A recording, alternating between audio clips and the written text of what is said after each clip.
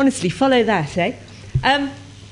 We had a very, very interesting presentation again, but it was about an issue that we got very involved in seeing what had been done with a particular example of a community website.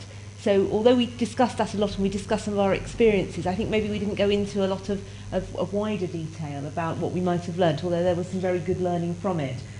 Basically, I'd like to direct everybody's attention to www.Groningen.nl, where you can actually, if my clip hadn't gone in there, see for yourself, see the community website.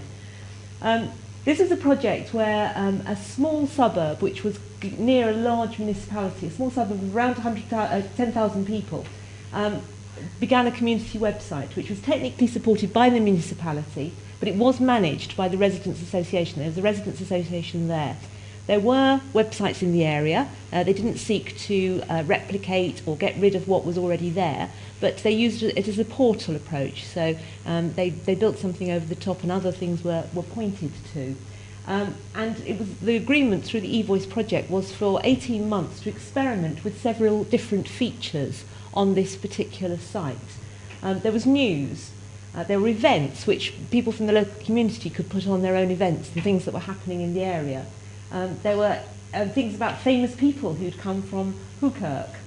There was also TV, a particular TV project where a local freelance television journalist who was independent, although the television station was supported by the municipality, went out and made features and interviews about things going on in the community. And this was an extremely popular part of the website. And then there was information from the municipality, principally about planning. And then there was information from the residents, their opinions on that, their complaints, their issues, and those sorts of things. It went on for 18 months, as I say. Success was judged to be 2,000 people out of the 10,000 looking at the website. What they actually got over the 18 months was 3,000 people looking, and since the municipality has withdrawn or drawn back from the project, no longer supporting it, it's up to 4,000, so it's continuing to build and grow. What they found was the best things that went, the things that people liked the most were the news items, particularly the TV. There was a particularly successful set of interviews about people with interesting hobbies in the area. Or particular issues that were going on that the journalist interviewed local politicians and then local residents about their views about an issue, although there were some issues around that when particular local people didn't particularly want to give their views about the council because they had maybe some other things going on in the background they didn't want particularly to upset the local councillors about. So, there were some interesting things that were learnt about negotiation and diplomacy and those sorts of things. The TV, as I say, went very well. Polls, instantaneous, give us your views now, worked very well. A forum was judged by the people to be very successful, but as Henk explained, almost nobody had actually used it. So what they felt from that was when there was a big issue, it was useful to have a forum to give your views, but actually on an ongoing basis, people weren't using it very often.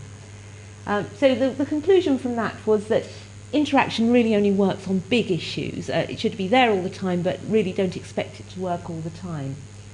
So a really successful project, really interesting. Please go and have a look at it. And I think the people in the group, we were very fascinated about how it came about and the whole report which led into it.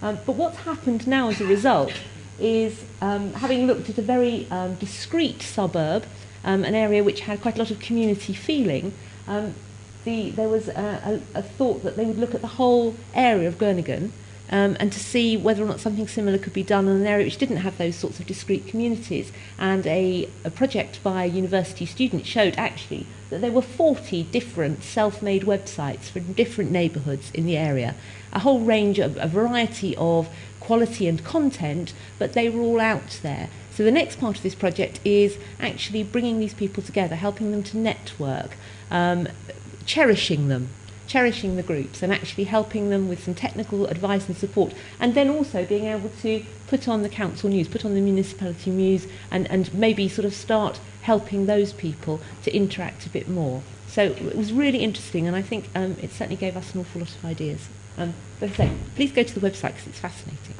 Thank you very much.